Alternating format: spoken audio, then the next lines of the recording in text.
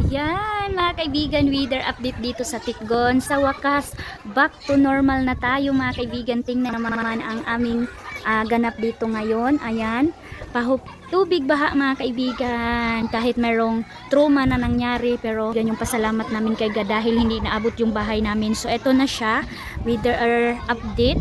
Ayan, maputik na naman, back to putik na naman kami. So, masaya na ulit ang Tikgon, masaya na ulit ang mga bata dahil nakapaglaro na naman sila sa lupa mga kaibigan. And thank you kay Lord dahil madali lang bumaba yung tubig mga kaibigan. And makapag na naman tayo, makapag tanim na tayo, sana hindi nababalik ang tubig baha. So, si Arlene nilagay ko muna dyan, Ricky, pinapaalagaan ko muna kay Aming at saka si Dudong Junjun, si King. Ayan, dito sa ilalim namin mga kaibigan merong abono na lupa na dala ng tubig baha. So kunti lang mga kaibigan, o dito maputik na naman kami, sunid namin always ng tubig dyan sa baba para malinis dito sa taas. Back to vlog na naman tayo mga kaibigan. So ito na naman yung yung ganap dito sa bahay mga kaibigan. Transfer ko na naman itong sofa namin, so ganyan na siya. Ginanyan ko na, so impake na naman tayo. Ayan, naka-impake na yung una ni Arlene at saka yung kanyang duyan kasi alis na naman kami in this afternoon papunta doon sa Tabo kasi tinawag na naman ni Ate Maninay si palangga niya sa kana. So ipapahati daw niya doon. So sabi ko kay Dudong Junjun, doon na muna kami matulog kasi simula nung birthday ni Ate Maninay umuwi kami dito sa bahay mga kaibigan. Grabe ang linis ko kasi nga nakapokus tayo doon kay kanila Aldong, kaya itong bahay hindi ko nabigyan ng panahon. So naglinis ako, nag floor wax ako dito. Ayan, so ito na dito ko banda nilagay. So meron tayong unan dyan kasi dito si Dudong Junjun yung tulog. So ako lang yung nag-ano nito mga kaibigan, kahit mabigat inayos ko talaga siya. So ayan yung bag ni King, una saag pagsangit dyan na naman nilagay ni King. So merong mga towel dyan. So ganito na yung ganap dito sa bahay. Dyan ko siya nilagay kasi kapag itong sopa, kasi dito namin nilagay dati, so transfer ko kasi itong sopa. Ang hirap mga kaibigan kasi hindi sila uupo dyan sa kahoy na yan kasi dito yan nakatago. So sabi ko ito yung dito banda para dito pag mayroong tao dyan agad sila uupo. Kasi kapag itong sopa, ang hirap mga kaibigan na pag dito upo, ito yung gagamitin ng mga bata or mga matatanda. Ang hirap mga kaibigan iayos yung mga damit nila, kaya dito lang nakasuok siya. So para hindi siya masyado magamit, so dito lang siya. So dito yung kahoy. So nagamit naman siya and marami pa tayong kailangan iligpit, pero at least mga kaibigan nakuna na yung trabahuin dito sa bahay. So dito din sa kusina naglinis din ako dito, nag floor wax ako. So dito mga kaibigan nag floor wax ako. Ayan, si Aileen nag-ready na yan. Galing yan sa school. Ayan pinalid na ng mga hangin itong mga kortina ko. In-transfer ko na naman yung stove namin. Ginanon ko doon para maging mas maluwag dito banda. So pasensya na yan ang makikita ninyo dyan. And yung mga tubig dyan.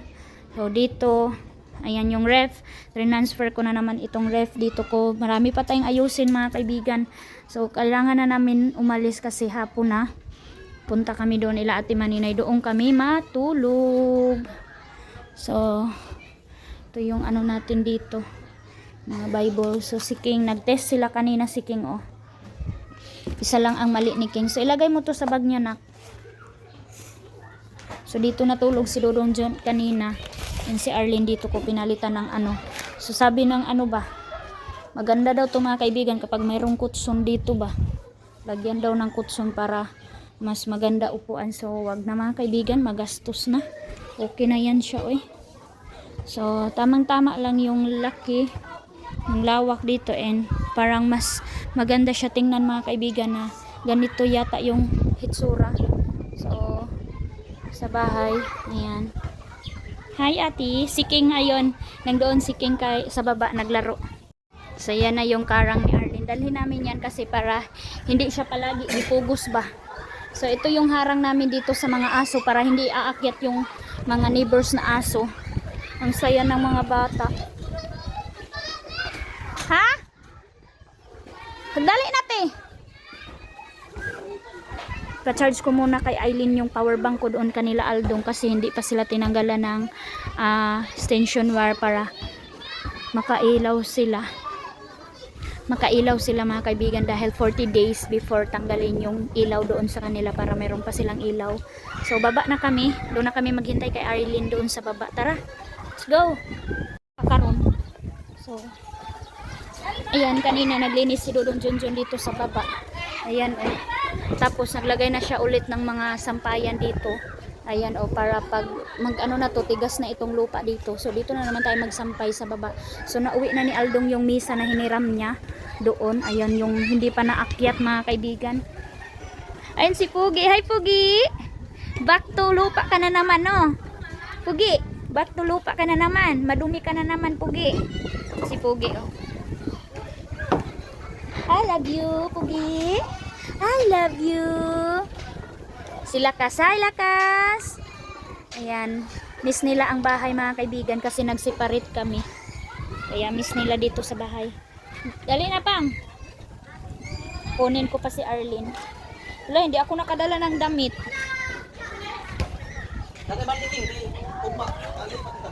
Dito ra. Ay, na si Arlene umiyak na. Meng, yato ra Meng. Umiyak na si Arlene, akala niya iwan siya. So, good afternoon.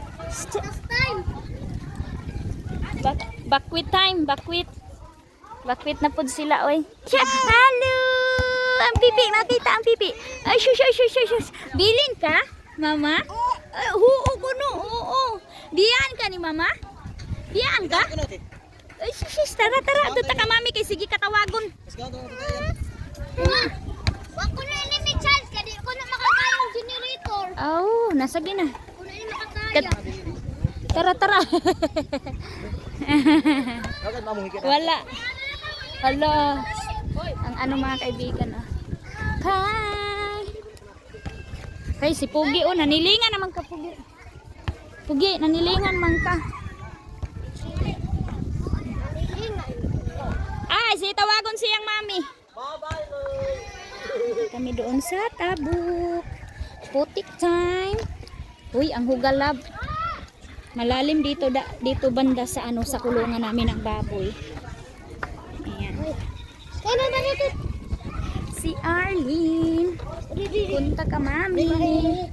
Ikit. Samat lagi si ko lucu. Kay? Lucu asli. Tara, back to Yeah. Katindog ang lucu. visit muna kami doon kay Ate Manina. Kasi nagkakadisi dito. Yeah! Hoy, gusang-gusang. Doon sa naman ni akong buhok, oy. Saan naman ni akong buhok, oy. Aray! Aray! Ano ba yung sakyan? Yung ano ko mga kaibigan, yung hair ko. Sobrang dry na yung hair ko mga kaibigan. Expire na ang ribbon ko. 2 years na hindi tayo naka-ribbon chart. 2 years na. Kaya dry na ang hair. Malakas ang hangin. Malakas ang hangin every afternoon.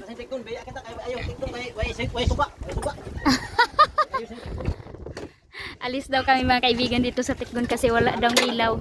Hindi pa bumalik mga kaibigan ang ilaw. Hupa na. Pero hindi pa inano. Ate, kwarta. Kasi hindi pa din kasi hupa yung doon sa Barangay Sabang. Dito lang kasi sa amin yung mabilis maghupa. Kaya medyo hindi pa binalik ang ilaw. Sis?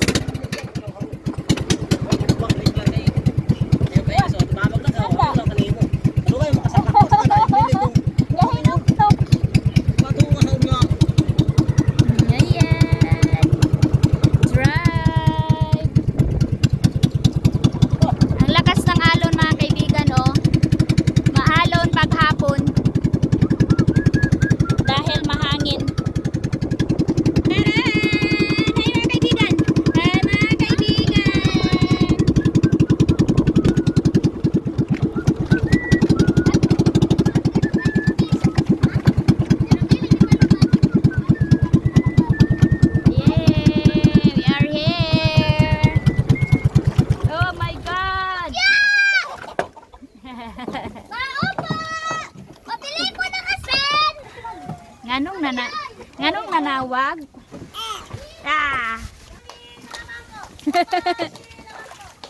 Ayan si mami niya. Oh. Kanina pa yan. Ganyan.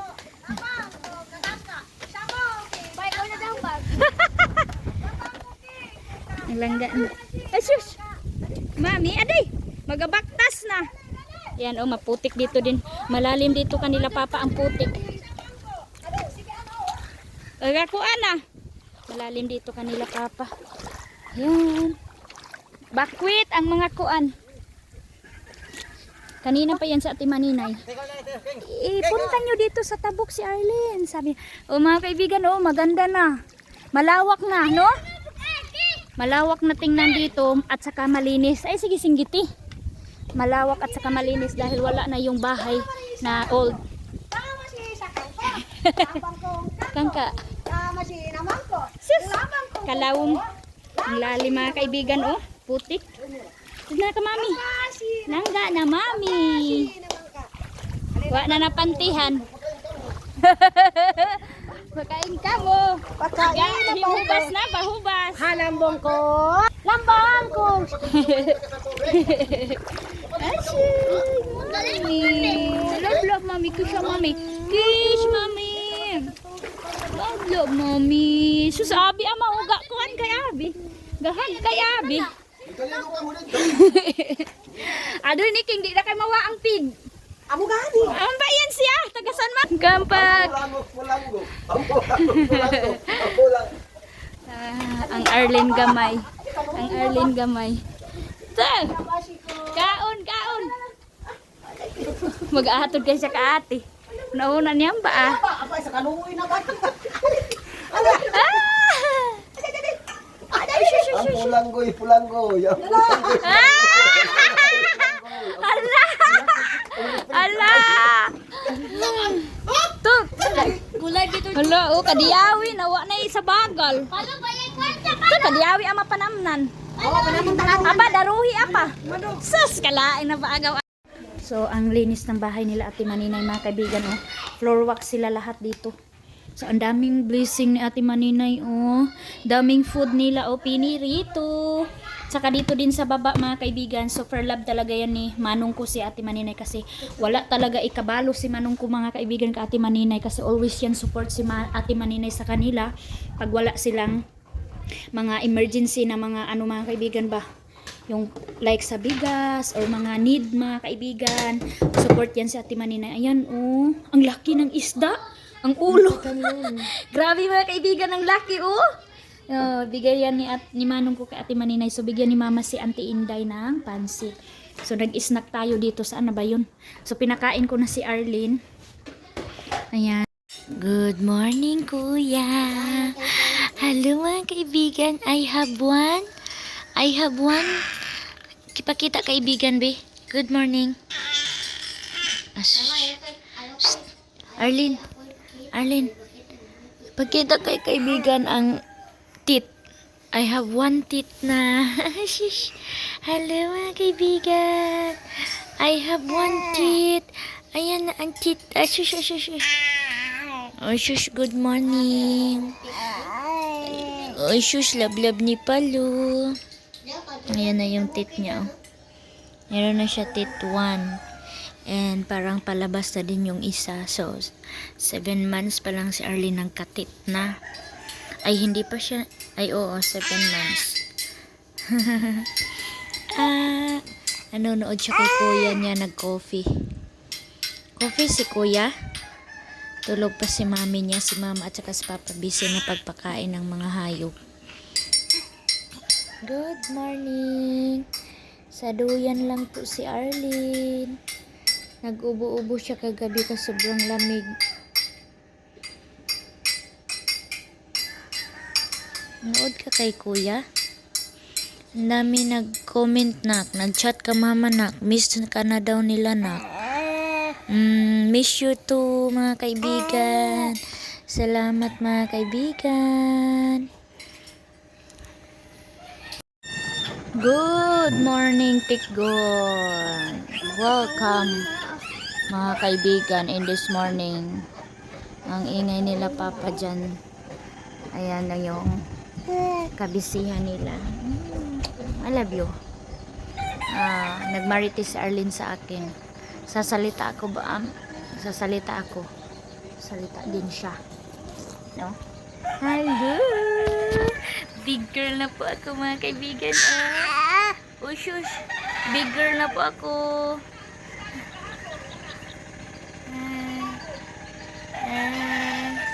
Big girl na si Arlene. Nagkaubo po ako mga kaibigan dahil sa tit ko. Dahil sa tit ko. Titit, titit, titit. Shampoo ba ba? Shampoo. Shampoo nga niya ba pa ni mama? Shampoo. Tutut. Tata. Tutut. Tata. Tutut. Tutut.